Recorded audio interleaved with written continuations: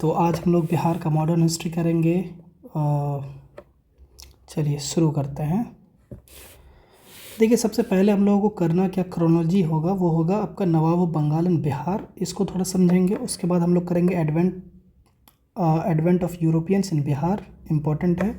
Battle of Plassey बहुत important है। फिर अली गौहर बिहार एक्सपीडिशन, ये जो है आपका है। उसके बाद आएगा battle of Buxar and British and Bihar, है ना।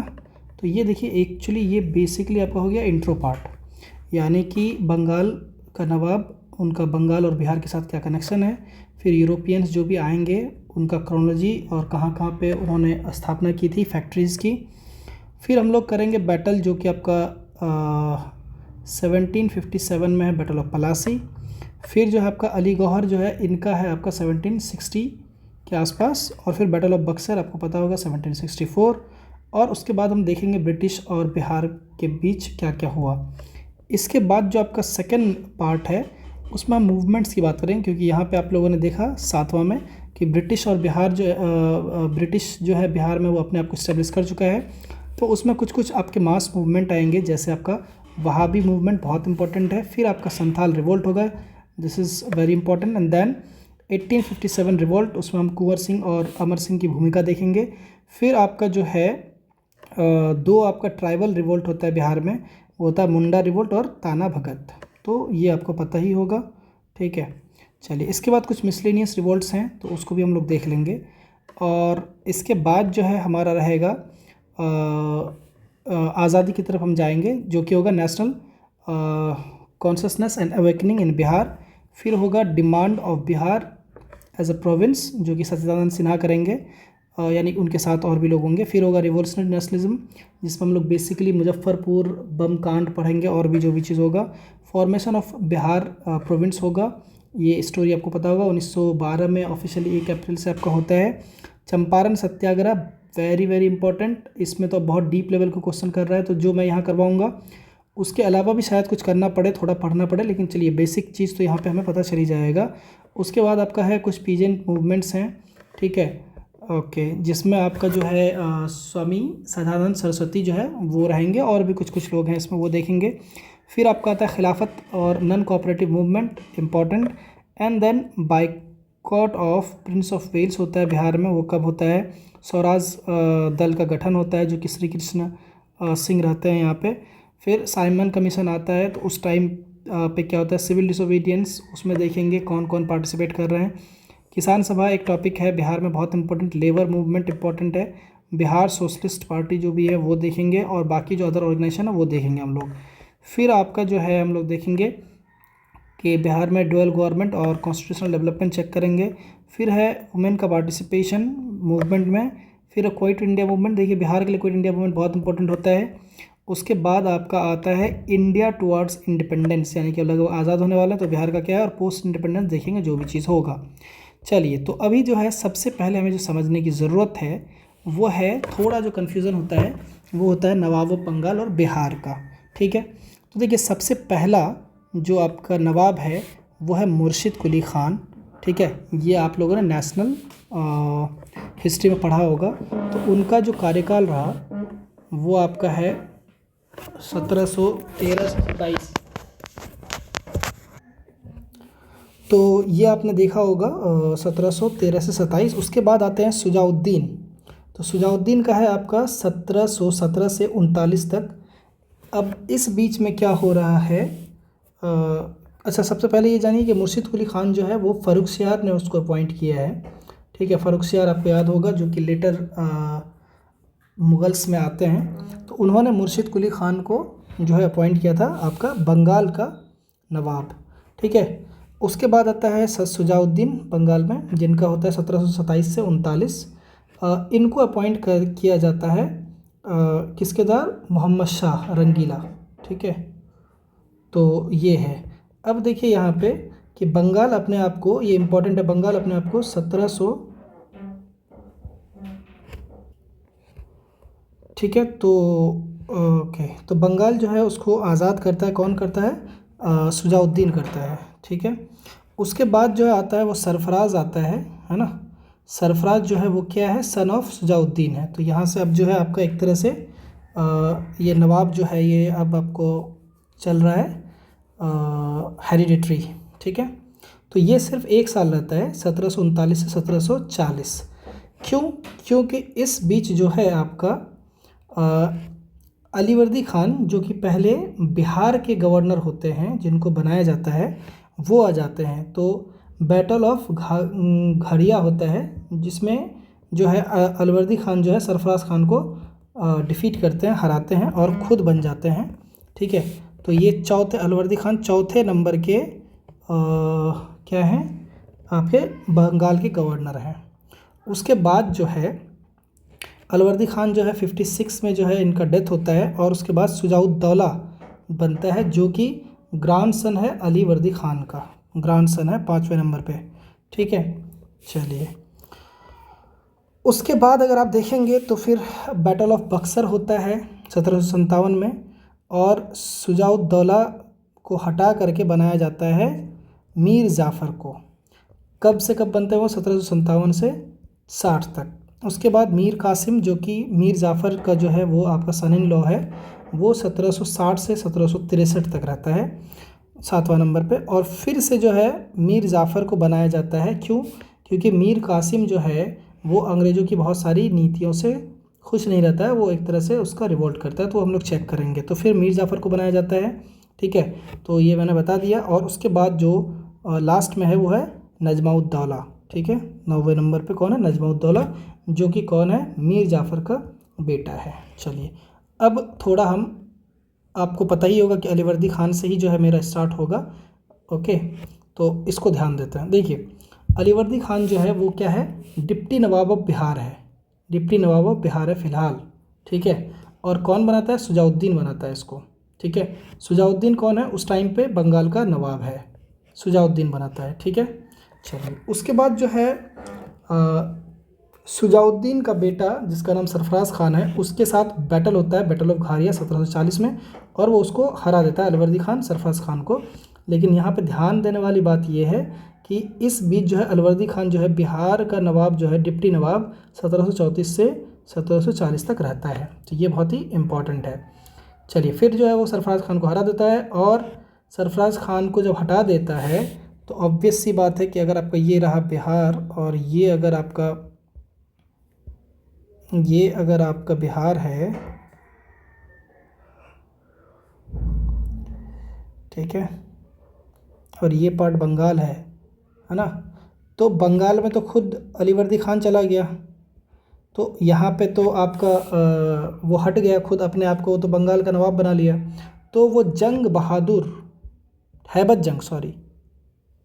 हैबत जंग को क्या बनाता है? डिप्टी नवाब बनाता है, किसका? बिहार का, ठीक है। चलिए तो ये हो गया। अब इस तरीके से हमने क्या देखा कि ये आपका बिहार के बारे में है, याद रखिए ये आपका बिहार का है डिप्टी नवाब, ठीक है। तो पहला है अलीवर्दी खान जिसके बारे में हमने जाना कि 1734 से 1740 तक ये डिप्टी नवाब रहता है। किसका? कौन बनाता है इसको? इसको बनाता है शुजाउद्दौला। लेकिन शुजाउद्दौला का जो बेटा है सरफराज खान, उसको ये हरा करके बैटल ऑफ घारिया में खुद को ये बंगाल का नवाब बनाता है अपने आप को, और बिहार में जो है ये हैबत जंग को अपना डिप्टी नवाब बनाता है। तो दूसरा नंबर पे आपका हैबत जंग है। तो हैबत जंग जो है वो है आपका डिप्टी नवाब ऑफ बिहार, और कौन बनाता है इसको? अलीवर्दी खान बनाता है। और इसका शासनकाल क्या है? 1740 से 48। अब 48 तक क्यों है? क्योंकि अफ़गान जो है वो हैबत जंग को मार देता है 1748 में, और इसी का बदला लेने के लिए, यानी कि बिहार में जो आपका हैबत जंग जो कि डिप्टी गवर्नर है ऑफ बिहार, तो इसको 48 में मार दिया जाता है। तो अलीवर्दी खान बदला लेता है, और एक वॉर होता है जिसका 2 नाम है, रानी सराय का वॉर या पटना वॉर कहते हैं। वो अलीवर्दी खान और अफ़गान के बीच होता है, और उसमें अलीवर्दी खान जीत जाता है, ठीक है। और दूसरा एक अलीवर्दी खान का जो है लड़ाई है वो मराठा के साथ है, ठीक है। तो इसमें भी अलीवर्दी खान फाइनली जीत जाता है, लेकिन कुछ पार्ट जो है उड़ीसा का जो कि आपका है वो मराठा ले लेते हैं। चलिए अब आते हैं हम लोग दूसरे सेक्शन में, that is advent of Europeans in Bihar. तो इससे आपका 1 नंबर का क्वेश्चन आ सकता है, ठीक है। तो क्या है इसमें? देखिए सबसे पहले जो आते हैं वो आते हैं पोर्तुगीज़। तो फर्स्ट नंबर में पोर्तुगीज़ है। क्या है? फर्स्ट यूरोपियन टू कम इन बिहार, ये बिल्कुल क्वेश्चन आ सकता है। कहाँ पे सेटल होते हैं? तो सेटल इनका जो होता है, ये इनका फैक्ट्री होता है हुगली में, बंगाल में। तो ये बेसिकली ट्रेड करते हैं गंगा नदी के थ्रू। तो इनका कोई फैक्ट्री नहीं था, नो फैक्ट्री इन बिहार। तो ये आपको ध्यान रखना, याद रखना है, ठीक है। लेकिन इंपोर्ट क्या करते थे, ये बहुत इंपॉर्टेंट है, that is cotton and garments, cotton and garments, ठीक है, ये बहुत इंपॉर्टेंट है, याद रखना है। दूसरे नंबर पे ब्रिटिश। तो ब्रिटिश का देखिए क्या है स्टोरी। 1620 में ये आलमगंज में ट्राई करते हैं कंपनी फैक्ट्री सेट करने का, लेकिन फेल हो जाते हैं आलमगंज में, ठीक है। और फिर 1651 में गुलजार बाग, जो कि एक प्रिंटिंग प्रेस है अभी, तो वहाँ पे ये लोग एस्टेब्लिश करते हैं। तो 1620 का भी क्वेश्चन आ सकता है आपको, तो कहाँ पे था? आलमगंज। और 1651 अगर पूछा जाए कहाँ, तो आपको बोलना है गुलजार बाग। कहाँ पे है ये? प्रिंटिंग, जो कि अभी आपका क्या है?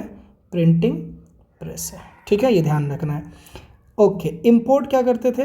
तो शोरा, ओपीएम और ग्रेन। तो ग्रेन तो खैर रहेगा ही, ठीक है, लेकिन शोरा और ओपीएम बहुत इंपॉर्टेंट है, और ये क्वेश्चन बीपीएससी में पूछा जा चुका है, ठीक है। चलिए अब आते हैं तीसरे नंबर पे, दैट इज़ डच।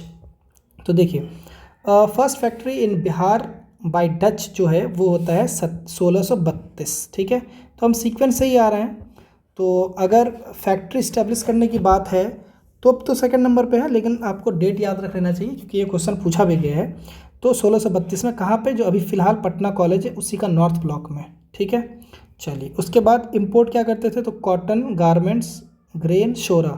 तो ये आपको याद रखना है। अब आता है फ्रांस 1734 में, बहुत लेट आए हैं, ठीक है। और फिर आते हैं आपके डेन्स 1774 में, नेपाली कोठी पटना सिटी में, ठीक है। तो चलिए एक बार फिर से रिवाइज कर लेते हैं। तो आपका हो गया ब्रिटेन से पहले पोर्तुगीज़, ब्रिटेन, उसके बाद आपका आता है डच के बाद फ्रेंच के बाद डेन्स, ठीक है। तो देखिए इनका जो है आपका वो कहाँ है, ठीक है। तो पोर्तुगीज़ का कोई फैक्ट्री नहीं है, नो फैक्ट्री। ब्रिटिश पहला फैक्ट्री बनाना चाह रहा था आलमगंज में, लेकिन फेल हो गया। दूसरा कहाँ है? गुलजार बाग, जो कि अभी कहाँ है? प्रिंटिंग प्रेस, ठीक है। उसके बाद आपका आता है डच जो है अपना फैक्ट्री बनाता है पटना कॉलेज, नॉर्थ गेट। तो अब पटना कॉलेज भी याद रखिएगा तो काफ़ी है, पटना कॉलेज। फ्रेंच यहाँ पे नहीं बनाता है, ठीक है, 1734 में, लेकिन वो आता है, ठीक है। 1774 में नेपाली कोठी में आपका डेन्स बनाता है, नेपाली कोठी, ठीक है। चलिए तो ये हो गया। अब देखिए साथ ही साथ कुछ ट्रैवलर्स आते हैं, ठीक है। तो उस पर देखिए क्या क्या पूछा जा सकता है। तो देखिए first to come to Bihar, उसका नाम रहता है रॉल्फ फिच, ठीक है। अकबर के टाइम में आ रहा है ये, और ये क्वेश्चन आपका पूछा जा चुका है बीपीएससी में। एक ट्रैवलर हैं जिनका नाम है टेविनियर, ठीक है। ये एक फ्रेंच ट्रैवलर हैं, तो ये पहले पूछ सकता है कि टेविनियर जो है वो कहाँ से आते हैं। तो फ्रेंच से आते हैं। 8 दिन वो स्टे करता है, ठीक है, और वो सॉल्टपीटर का ट्रेड करता है, उसने ये बात बताया। और कहाँ से? बेसिकली तो छपरा से। तो ये जगह भी याद रखिएगा, ये आपका बिल्कुल आ सकता है, ठीक है। अच्छा अब देखिए Patna was the second largest city of Mughal, ठीक है। ये किसने कहा था? टेवेनियर ने कहा था कि पटना जो है सेकेंड लार्जेस्ट सिटी है मुगल काल का, ठीक है, और largest trading centre of north India है। तो दोनों ही पॉइंट याद रखना है। सबसे पहला इस second largest city of Mughals था ये, सबसे बड़ा, और दूसरा largest trading centre of north India का लार्जेस्ट ट्रेडिंग सेंटर है, ठीक है। उसके बाद एक है आपके जॉन मार्शल, तो उन्होंने बेसिकली बात की थी कि 1670-71 में, ठीक है, आपका जो है बिहार में क्या आया था? फेमाइन आया था, ठीक है। उसके बाद आपका एक है मैनरिक। तो मैनरिक ने कहा था कि 2 लाख पॉपुलेशन जो है पटना का है। तो उस टाइम पे उन्होंने बात की थी कि पटना का पॉपुलेशन क्या है? 2 लाख है। चलिए अब एक है आपका पीटर मुंडी। इनके बारे में बस ये जानना है कि पीटर मुंडी जो है वो शाहजहाँ के टाइम पे आए थे। उसके बाद जो आपका 5वां है वो है जॉब चॉर्निक, ठीक है। ये है became the chief of factory in Patna. तो ये नाम आपका बहुत इंपॉर्टेंट नाम है क्योंकि आगे काम आएगा, जॉब चॉर्निक, ठीक है। तो इसको ध्यान में रखना है। तो ये फैक्ट्री जो है 1664 में है ना। तो became the chief of factory in Patna in 1664। चलिए अब देखिए यूरोपियंस जो आए, ये भी एक सवाल आ सकता है। तो याद रखिए कि स्टोरेज सेंटर पटना में रखा था उन्होंने, बिल्कुल रखा था। ट्रेडिंग सेंटर था पटना में, बिल्कुल था। एडमिनिस्ट्रेशन सेंटर था, बिल्कुल था। लेकिन याद रखिए कि प्रोडक्शन सेंटर कभी नहीं रहा है, तो ये आपको दे सकता है। यहाँ पे वो लोग स्टोर करते थे, ट्रेड करते थे, और एडमिनिस्ट्रेशन सेंटर रखा है पटना को, बट कभी भी प्रोडक्शन सेंटर नहीं रखा है। चलिए, तो ये आपका एक सेकंड पार्ट खत्म हो गया। अब हम लोग बैटल्स की बात करते हैं। तो याद रखिए बैटल्स में आपको जो सीक्वेंस में जाना है, ठीक है, तो पहले प्लासी का बैटल आएगा, फिर जो है आपका अली गौहर, उसके साथ जो है होगा वॉर, फिर मीर कासिम है इम्पॉर्टेंट, और उसके बाद बक्सर की लड़ाई होगी, ठीक है। और बक्सर की लड़ाई के बाद तो आपका वो हो ही जाएगा। चलिए, तो सीक्वेंस में इस सेक्शन को भी हम लोग कर लेते हैं। तो देखिए बैटल ऑफ प्लासी जो है वो 1757 में हुआ है, 23 जून को, ठीक है। तो ये भी इम्पोर्टेंट है क्या, कि 23 जून 1757 को हुआ है, ठीक है। नवाब ऑफ बंगाल वर्सेस ब्रिटिश। तो नवाब ऑफ बंगाल कौन थे, सिराजुद्दौला, ठीक है। और हुआ था किनके बीच, वर्सेस लॉर्ड क्लाइव, ठीक है, लॉर्ड क्लाइव, ठीक है। अब देखिए सिराजुद्दौला को जो सपोर्ट किया था वो किया था जॉन लॉ, जो कि फ्रांस से था, ठीक है।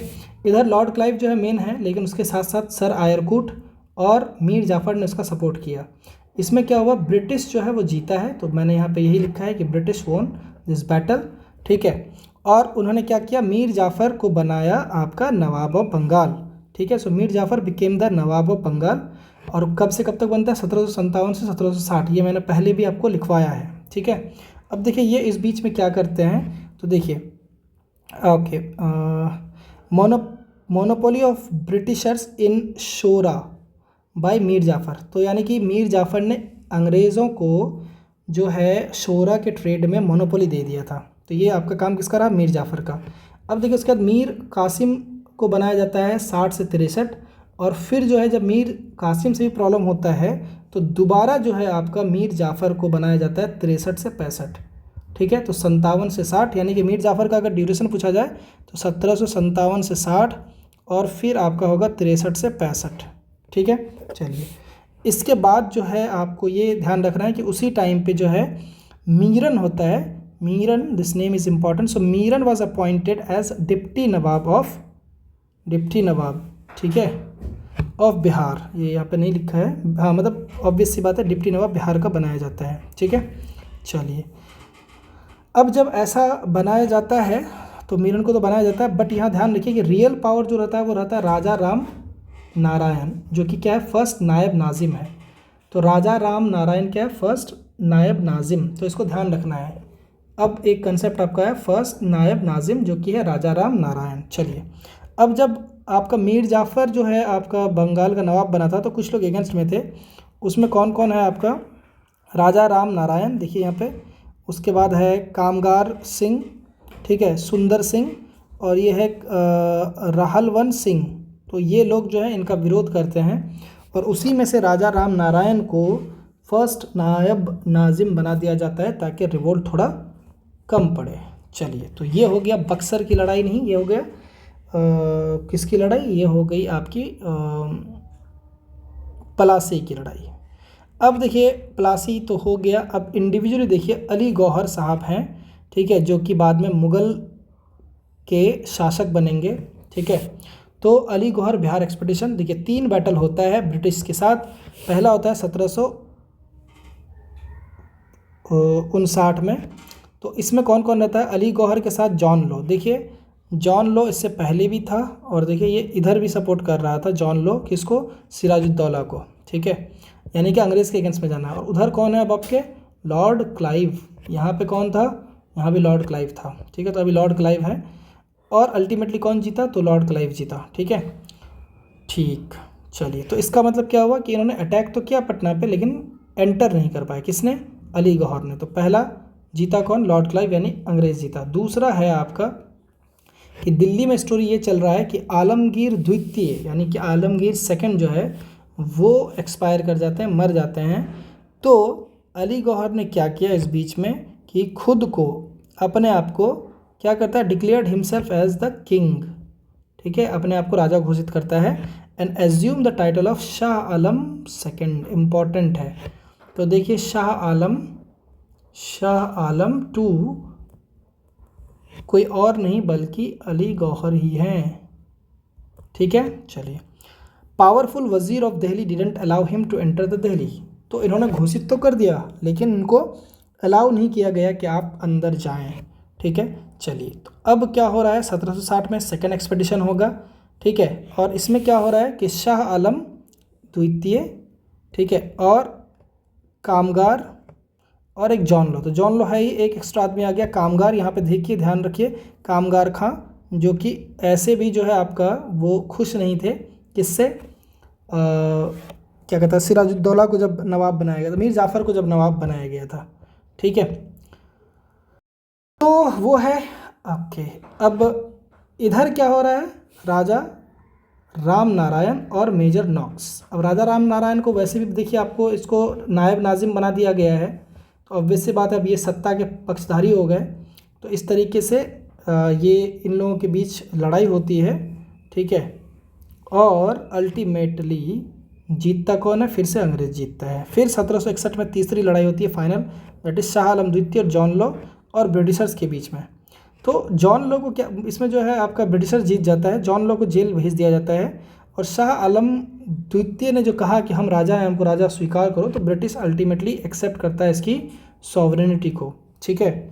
और इस वजह से इसका कोरोनेशन होता है पटना में, कब, 1761 में। तो ये भी एक सवाल पूछा जाता है कि मुगल के कौन ऐसे शासक हैं जिनका कोरोनेशन जो है वो पटना में होता है। तो एक तो शायद फर्रुखसियार थे, और जो कि आप लोगों ने मॉडर्न हिस्ट्री में पढ़ा होगा, और दूसरे हैं आपके अली गौहर जिनका नाम है शाह आलम द्वितीय। चलिए, अब आते हैं हम, कौन सा बैटल है ये आपका तीसरा हो गया, ठीक है, battle of Buxar. So it's very important, ठीक है। चलिए, बैटल ऑफ बक्सर क्यों होता है, देखिए अभी सीक्वेंस याद कीजिए, हम लोगों ने क्या किया, सबसे पहले हम लोगों ने किया बैटल ऑफ पलासी, उसके बाद अली गौहर का जो भी चला। अब देखिए, अब एक्चुअली बक्सर के लिए जो है यहाँ पे हम लोग आगे पढ़ेंगे। तो देखिए 1760 में मीर कासिम बनता है क्या, नवाब ऑफ बंगाल, 1760 में, ठीक है। सॉरी, 1760 में नहीं, 1761 में बनता है, ठीक है। 1761 में मीर कासिम बनता है, ओके। चलिए, तो कासिम जो है, इनको चूँकि अंग्रेज़ों से प्रॉब्लम था तो इन्होंने शिफ्ट किया अपना capital from Murshidabad to Munger. तो ये एक क्वेश्चन पूछा जाता है, बहुत इंपॉर्टेंट है। दूसरा क्वेश्चन पूछा जाता है कि गन फैक्ट्री इन मुंबई जो है वो मुंगेर में कौन बनाता है, तो मीर कासिम ही बनाता है। तो ये दो क्वेश्चन बहुत इंपॉर्टेंट है, ठीक है। चलिए, अब देखिए, Kasim had given the tax rebate to Indian traders, क्योंकि ये बेनिफिट जो है फॉरेनर को भी मिल रहा था, ब्रिटिशर्स को, तो ये ब्रिटिशर्स को अच्छा नहीं लगा। सो वाट्स एंड एलाइज, ठीक है, प्रोटेस्टेड अगेंस्ट दिस डिसीजन। तो alias was the chief of Patna company, ठीक है। और 24 जून 1763 को एलाइस जो है वो कैप्चर कर लेता है पटना से। जबकि नवाब कौन है, नवाब है मीर कासिम। तो मीर कासिम अल्टीमेटली आता है और कैप्चर करता है और पनिश करता है ब्रिटिशर्स को। तो ये मार धार तो देता है, लेकिन उसके बाद जो है इसको अल्टीमेटली अच्छा अभी कोई प्रॉब्लम नहीं, पनिश तो करता है। अब देखिए, एक सोमरू है, ये कैरेक्टर है नवाब की आर्मी का, जो कि एक फ्रेंच ऑफिसर है, और यही पंगा होता है, ठीक है।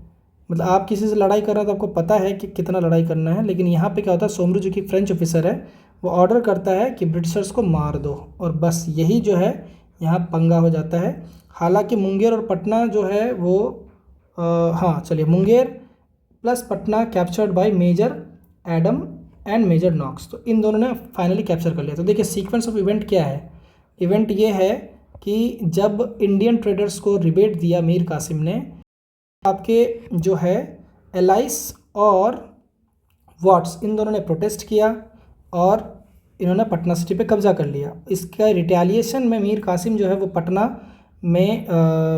पटना को कैप्चर करते हैं और ब्रिटिशर्स को पनिश करते हैं। सोमरू जो कि एक फ्रेंच ऑफिसर है वो ऑर्डर करता है कि ब्रिटिशर्स को मार दो, और इसके बाद अंग्रेज़ को गुस्सा आता है और वो मुंगेर और पटना को कैप्चर करता है, जिसमें कौन है, मेजर एडम्स और मेजर नॉक्स। तो ये दोनों नाम आपको याद रहना चाहिए, ठीक है। 2 सितंबर 1763 में अल्टीमेटली क्या होता है कि मीर कासिम, ठीक है, और ब्रिटिशर्स में लड़ाई होती है। कहाँ पे? राजमहल में होती है। कहाँ होती है? राजमहल।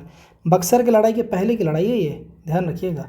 2 सितंबर 1763 में मीर कासिम और ब्रिटिशर्स के बीच लड़ाई होती है, ब्रिटिशर्स इसमें जीत जाता है। ठीक, चलिए, अब ब्रिटिशर्स जब जीत जाता है तो ultimately Kasim had no option but to migrate to Awadh. ठीक है, अब अवध जाते हैं तो देखिए अवध का क्या किस्सा है। देखिए यहाँ पे 3 अवध में जो है आपके 3 लोग हैं। ठीक है, एक तो अवध का खुद का राजा है, एक मुगल है और एक बंगाल है। मुगल याद रखिए वही शाह आलम द्वितीय, he is nothing other than Gauhar Ali Khan. अब जब गौहर अली ख़ान को तो वैसे भी अंग्रेज़ से प्रॉब्लम है, मीर कासिम को तो है ही, क्योंकि उन्होंने अभी बंगाल में नवाब था, बट अब वो डर से भागा है। ठीक है, और सुजाउद्दौला को भी प्रॉब्लम है अंग्रेज़ों से, तो तीनों एक संधि करते हैं और अल्टीमेटली 22 अक्टूबर 1764 को होता है बैटल ऑफ बक्सर। ठीक है, बैटल ऑफ बक्सर। सो मीर कासिम जो कि मुंगेर, चलिए हाँ, मीर कासिम की राजधानी जो है या जो भी मान लीजिए वो आपका मुंगेर है अभी, शाह आलम द्वितीय मुगल है, ठीक है, और सुजाउद्दौला अवध का है। अब देखिए यहाँ पे मैंने मीर कासिम बंगाल क्यों नहीं लिखा, ये एक पॉइंट है। देखिए 1763 में जब अंग्रेज़ों को पता चल जाता है कि ये एक रोग एजेंट बन गया है, हमारी बात नहीं मान रहा है, तो फिर 1763 से लेके 65 तक फिर से, ठीक है, सिराजुद्दौला को, नहीं सॉरी, मीर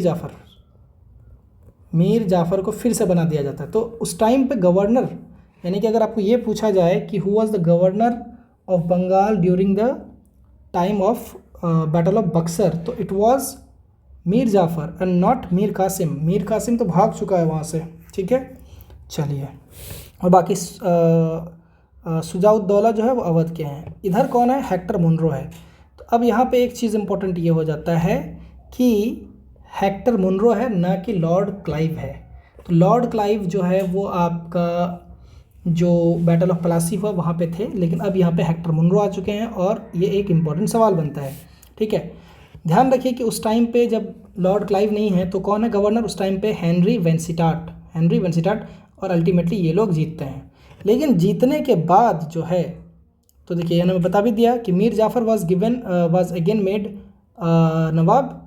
तो नवाब तो वो थे ही पहले ही से, मतलब 63 में जीतने से पहले ही थे, लेकिन अल्टीमेटली फिर से आपको क्या 63 से 65 तक कौन रहेगा? मीर जाफ़र रहेगा। फिर होता है treaty of Allahabad and it is very important. ठीक है, क्या होता है? सुजाउद्दौला जो कि अवध के हैं उसके साथ ट्रीटी होता है 16 अगस्त 1765 को। इसको कहा जाता है कि आपको सरेंडर करना है इलाहाबाद और कारा। ठीक है, और ये देना किसको है?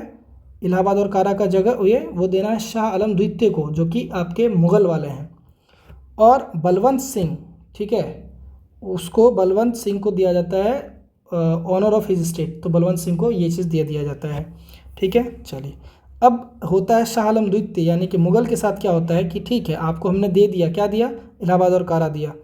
उनको कहा जाता है कि देखिए आपको रहना है इलाहाबाद में, और ये ट्रीटी होता है 12 अगस्त 1765 में। ठीक है, और कारा इज़ ऑल्सो गिवन, तो कारा भी उसको दे दिया जाता है। और उनसे ये कहा जाता है कि आप एक फरमान इशू करो जिसमें कि आप हमें ग्रांट करो दीवानी राइट्स ओवर बंगाल, बिहार, उड़ीसा। तो इसी चीज़ को करवाने के लिए, चूँकि कहीं ना कहीं मुग़ल जो उस टाइम तक सॉवरेन था, थोड़ा एक माना जाता था, ठीक है, तो ये चाह रहा था कि एक लीगली जो है आप हमको सत्ता मेरे हाथ में दे दें, और इसी के लिए उसको इलाहाबाद और कारा का जगह दिया गया, दैट्स इट। ठीक है, और इसके बाद क्या होता है कि अल्टीमेटली स्थापना होती है ड्यूअल गवर्नमेंट की, जो आप लोगों ने पढ़ा होगा मॉडर्न हिस्ट्री में। ठीक है, चलिए, तो ठीक है, ड्यूअल गवर्नमेंट, तो ड्यूअल गवर्नमेंट 65 से 72 चलता है। तो ये कौन इंट्रोड्यूस करता है? Lord Clive. सबसे पहला तो सवाल यही आता है कि लॉर्ड क्लाइव ने इंट्रोड्यूस किया था, और it was abolished by Warren Hastings. क्यों? क्योंकि इसमें करप्शन बहुत ज़्यादा बढ़ गया था। बेसिकली क्या होता है कि नवाबों को एडमिनिस्ट्रेशन के लिए बोला गया था, लेकिन पैसे अंग्रेज़ों के पास थे, तो एडमिनिस्ट्रेशन कहाँ से संभलता? ठीक है, चलिए, तो अल्टीमेटली इसी वजह से वॉरेन हेस्टिंग्स जब आए तो उन्होंने ड्यूअल क्या कहता है गवर्नमेंट को ख़त्म कर दिया था। अच्छा देखिए, उसके बाद एक चीज़ है कि 26 lakh rupees to the Britishers government by East India company.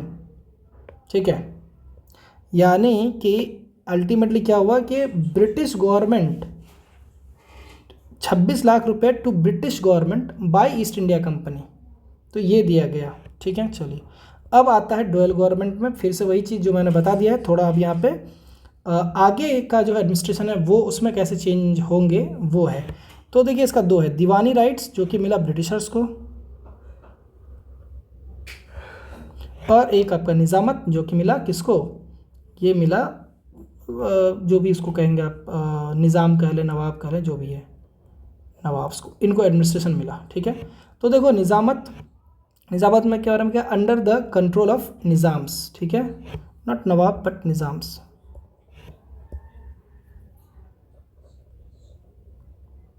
ठीक है, तो इसका काम क्या है, एडमिनिस्ट्रेशन को देखना और जुडिशरी को देखना, तो ये एक पंगा है। और इधर दीवानी में अगर आप देखें तो revenue under the British control with the help of कौन, नवाब, विद द हेल्प ऑफ नवाब मुनरुद्दीन। ठीक है, तो दीवानी राइट किसको मिल गया, ब्रिटिशर्स को मिल गया। चलिए अब देखिए यहाँ पे एडमिनिस्ट्रेशन की बात जब आप करें तो यहाँ से भी क्वेश्चन पूछा जाता है, वो ये कि जुडिशरी और एडमिनिस्ट्रेशन जो दिया गया, तो बंगाल में किसको बनाया गया, तो मोहम्मद रज़ा खान, ये क्वेश्चन पूछा जाता है। और उसी टाइम पे बिहार में राजा सिताबरे, तो ये एक आपका इंपॉर्टेंट हो गया। ठीक है, इसको क्या बनाया गया, डिप्टी नवाब ऑफ बिहार, और इसको बनाया गया डिप्टी नवाब ऑफ बंगाल। बाकी फाइनेंस जो है वो तो आपका किसके पास है, ब्रिटिशर्स के पास है।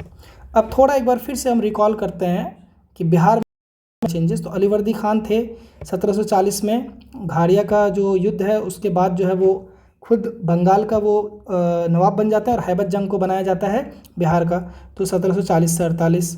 1757 में जब बैटल ऑफ प्लासी होता है तो मीरन को बनाया जाता है, लेकिन रिवल पावर रहता है राजा राम नारायण के पास। राजा राम नारायण को जो है उनको एग्जीक्यूट करते हैं मीर कासिम। ठीक है, और उसके बाद जो बनाया जाता है वो बनाया जाता है धीरज नारायण को, और फाइनली राजा सिताब राय, जो कि अभी हम लोग देख रहे हैं, राजा सिताब राय। ठीक है, और 1761 में राज भल्ला, जो कि शायद इनके बेटे हैं, उनको दिया जाता है। ठीक है, तो इतना तक याद रखना है। चलिए अब देखिए ब्रिटिशर्स एंड बिहार के बीच अगर देखें तो अब वो लोग चूँकि फुल्ली इस्टेब्लिश हो चुके हैं, बिहार में डुअल शासन भी है, देख लिया आप लोगों ने क्या क्या हुआ। अब देखते हैं कि वो ब्रिटिशर्स जो है बिहार में क्या क्या कर रहे हैं, उसको देखते हैं। तो चलिए देखते हैं।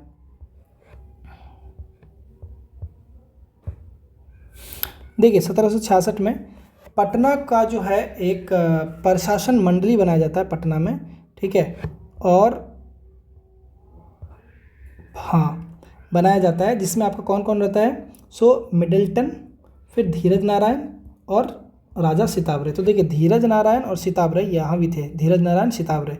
ठीक है, धीरज नारायण एंड सिताबरे, तो ये दोनों इंपॉर्टेंट हैं फिलहाल। तो देखिए है क्या कि अभी तक जो है राजा सिताबरे का पावर था, ठीक है, एज अ नायब वायब बनने का जो भी था, लेकिन अब यहाँ पे कुछ चीज़ चेंज होने वाला है एडमिनिस्ट्रेशन में 1766 में। तो ये जो प्रशासन मंडली बना ये किससे बना, मिडल्टन, धीरज नारायण एंड राजा सिताबरे। 1767 में क्या किया जाता है कि धीरज नारायण को रिप्लेस किया जाता है और अपॉइंट किया जाता है राजा सिताबरे एज अ नायब दीवान। तो यही मैंने यहाँ पे सीक्वेंस बताया था कि धीरज नारायण को रिप्लेस किया जाता है और बनाया जाता है राजा सिताबरे को। ठीक है, तो यही चीज़ है कि replaced Dheeraj Narayan and appointed this. ठीक है, चलिए उसके बाद देखिए 67 में क्या होता है, Thomas Rumbold was appointed the chief officer of Patna factory. कब, तो ये है आपका 1767। 1770 में क्या है, फिमाइन आता है बिहार में और बंगाल में, और उससे जो अफेक्टेड एरिया है कौन कौन है मोस्टली, तो पटना, भागलपुर, दरभंगा एंड पूर्णिया। तो ये आ सकता है और उसमें दे सकता है कि इसमें कौन अफेक्टेड नहीं था, तो कन्फ्यूज़न होगी, इसलिए अभी आपको ध्यान रखना है it was Patna, Bhagalpur, Darbhanga and Purnia.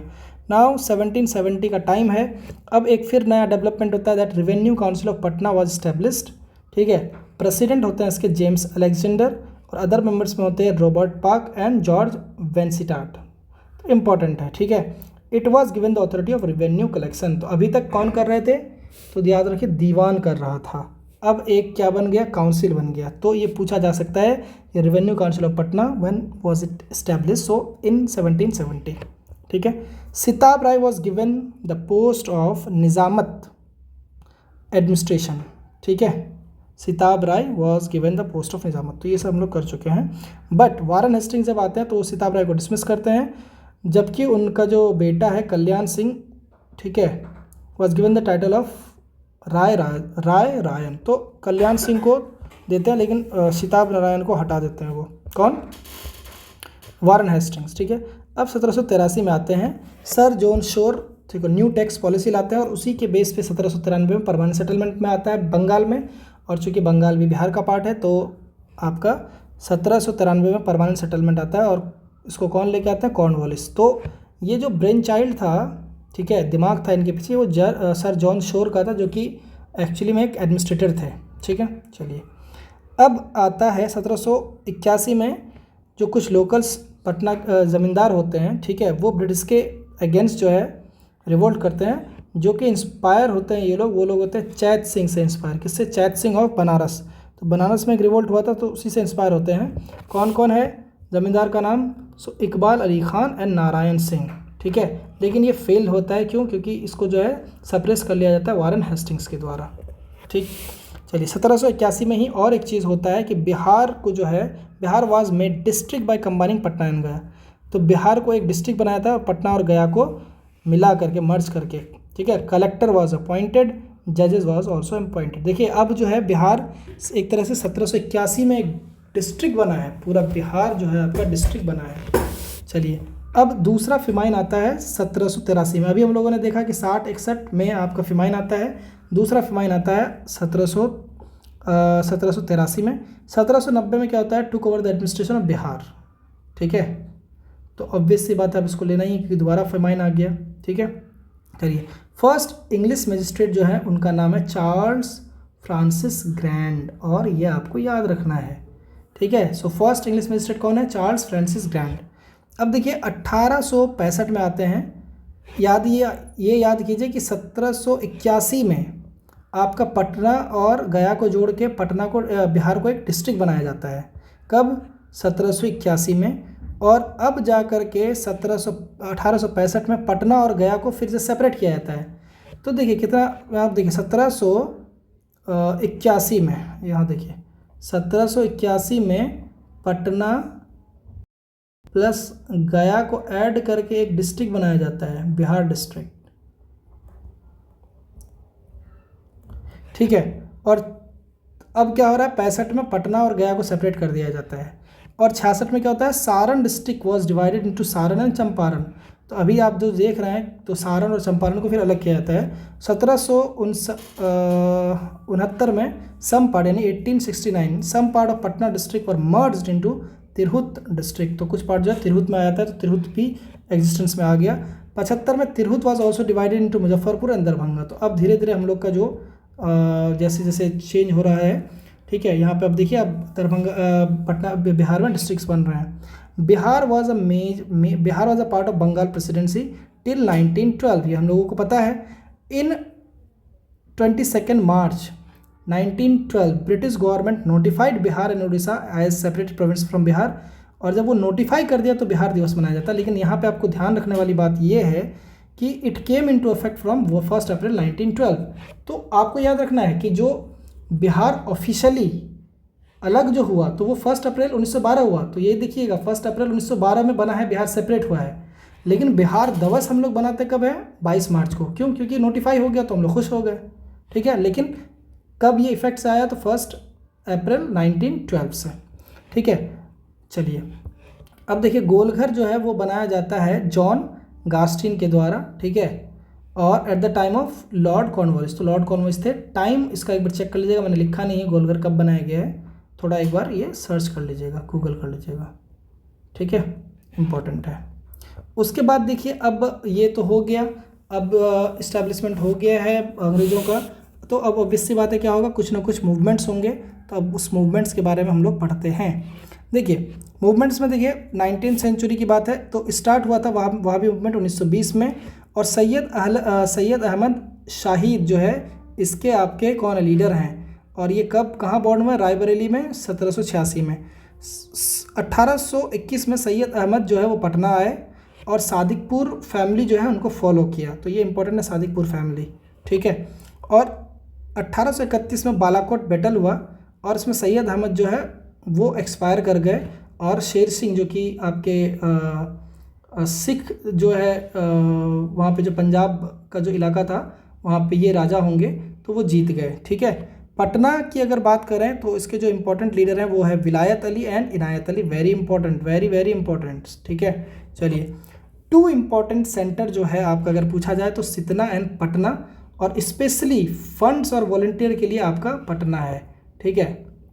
तो ये आपको ध्यान रखना, बेसिकली क्या हो रहा है यहाँ पे कि फंड्स और वॉलंटियर जो है सितना में सप्लाई किया जा रहा है, सिताना में, ठीक है। चलिए, अब देखिए दूसरा है कि Faraizi movement was inspired by Wahabi movement, जो कि फराजी मूवमेंट किसका था, हाजी शरीयतुल्लाह का, ठीक है।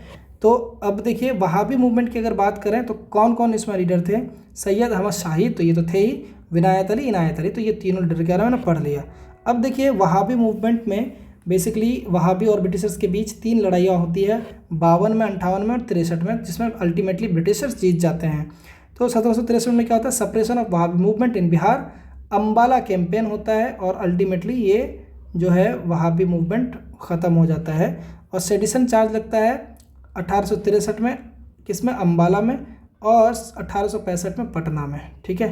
तो पटना में 2 जो है आपके अहमदुल्ला और अब्दुल रहीम, इन दोनों पे सेडिशन चार्ज लगता है।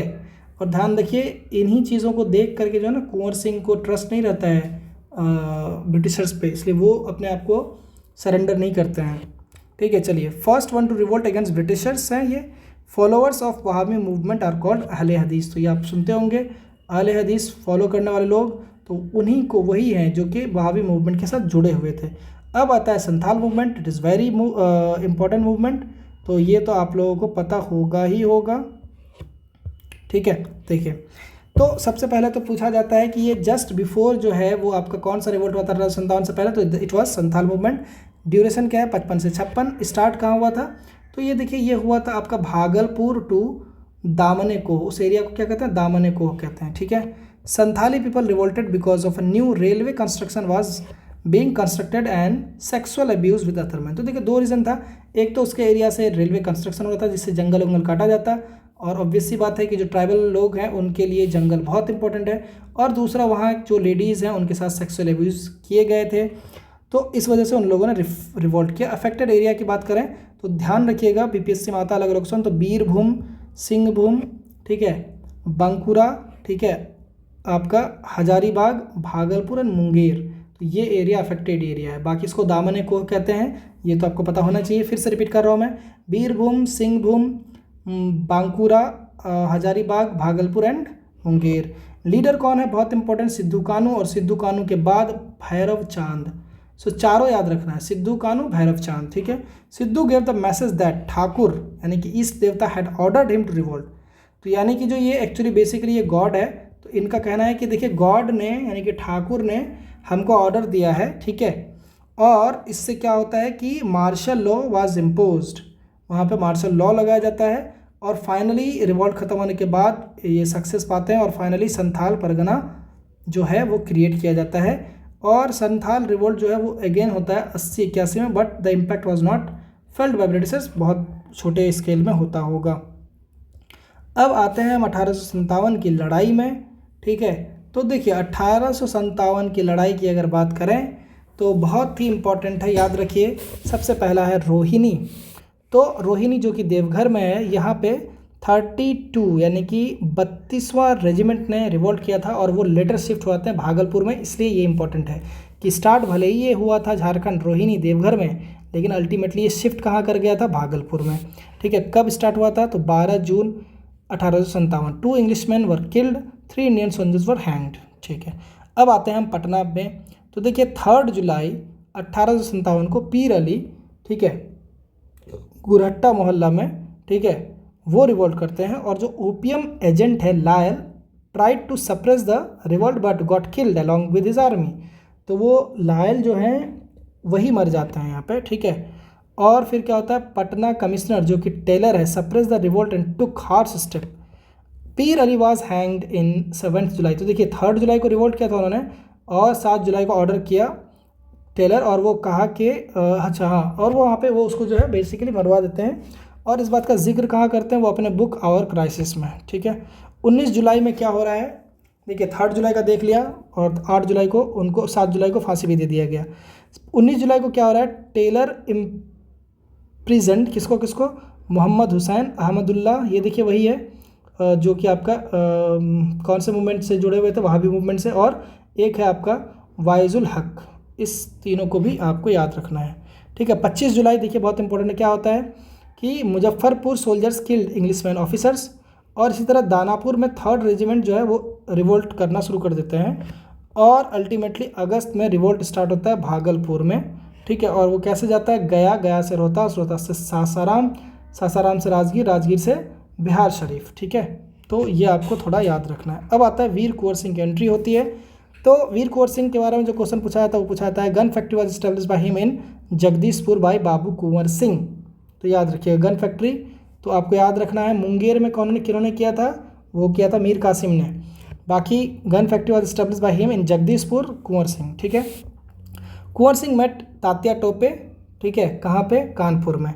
उसके बाद क्या है, Shah of Awadh gave him the farman of Azamgarh to Kunwar Singh. तो चूँकि उन्होंने हेल्प किया था तात्या टोपे को, और आजमगढ़ में जो है लड़ाई किया था और अंग्रेज़ों के खिलाफ, और जीता भी था, तो शाह ऑफ अवध जो है वो फरमान दिया और आजमगढ़ जो है कुंवर सिंह को दे दिया। दिसंबर 1857 में क्या होता है, Babar Kunwar Singh participated with Nana Saheb in the battle of Kanpur. ये बता दिया मैंने, Lord Canning order against Kunwar Singh, तो ऑब्वियस सी बात है, होगा ही। अब देखिए उसके बाद क्या होता है, बलिया में लड़ाई होता है और उसमें कुंवर सिंह जीत जाते हैं, ठीक है। और फिर जो है जगदीशपुर में लड़ाई होता है 23 अप्रैल को, इसमें भी जीत जाते हैं। डिफीट करते हैं वो किसको, कैप्टन ली ग्रैंड को, बट 26 को, चूँकि उनका जो है वहाँ जख्मी हो गए थे, तो 26 को वो इस दुनिया से रुखसत हो जाते हैं, ठीक है। अब बाबू कुंवर सिंह के बारे में, कुंवर सिंह ना, तो इससे पहले वीर कुंवर सिंह, और ये बाबू कुंवर सिंह नहीं होंगे ना, कुंवर सिंह के भाई का नाम क्या था, अमर सिंह है, नॉट